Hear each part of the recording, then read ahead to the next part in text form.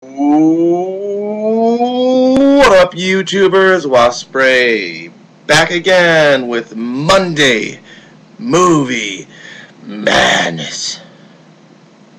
Anyways, we're on to my first DVD review. This one's going to be a brief review because it is my first one. I also wanted to start it out with giving you my rating scale and how it's going to work. It's a little different than the average one you would see. I'm going to base my ratings on 1 to 10 skulls, 5 skulls being a true average. A lot of times you'd probably watch a review, and if a movie got a 5, you'd think it was lacking or it wasn't very good or something like that. Where in my mind, a 5, if I give it a 5, it's an okay movie. It's not a bad movie. It's not an amazing movie. It's probably a movie worth buying. But it's average. Nothing amazing, nothing bad. So that's kind of how I'm going to do my ratings for now. So remember, 5 is true average. Anything above that is rather good. Anything below that is a little worse, making 1 an almost unattainable score of completely horrible, and 10 an almost unattainable score of amazingly fantastic. So here we go. The first one I'm going to review, the first movie I'm going to review is Fright Night. Yes, I had never ever seen this movie until yesterday night. I watched it, tossed it in. Now, going into this, I had heard a lot of things that it was, this is a good movie. I know a lot of people like it. I didn't know anything about it. I didn't know. I knew nothing. I didn't know it was a vampire movie, which it turns out it is. And I usually don't like vampires, and I don't like vampire movies. So it was kind of interesting. Anyways, so what I thought about the movie, Fright Night. A few things I liked about it were the music. I think the music was done just awesome in this movie. It reminded me a lot of some of the old black and white horror movies, a lot of orchestra and a lot of just, really intense music. Thought it was really good. Really enjoyed the music for it. I have no clue who did the music for it and if he does other movies, but the music is awesome. And that's something that I usually don't notice at all, but in this case I did notice it, and I really enjoyed it. A few of the other things, the acting in this movie is really good. It does an awesome job of building up the storyline and just getting you involved and invested in these characters. The Chris, I'm looking at IMDb, Chris Sarandon. Is it Sarandon? Maybe it is.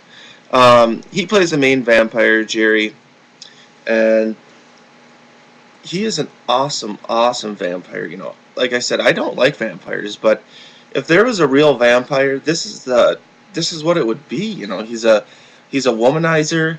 He has a little bit of magic powers, and he's not over the top crazy. He could be if you saw him in public, you'd think he was a normal guy. You'd never know he's a vampire, and I just love the character, and he just did such a good job. It's a guy that if I don't know if still today, since this was made in '85, but even at my age now, in 1987, if I would see the guy in the streets, he'd be a little intimidating. He just sells the character of this vampire so amazingly well that he's just. I'm sure when you saw him, you'd think, is this guy really a vampire? Obviously he's not. But a couple of the other actors, Charlie Brewster, William Ragsdale, he did an okay job.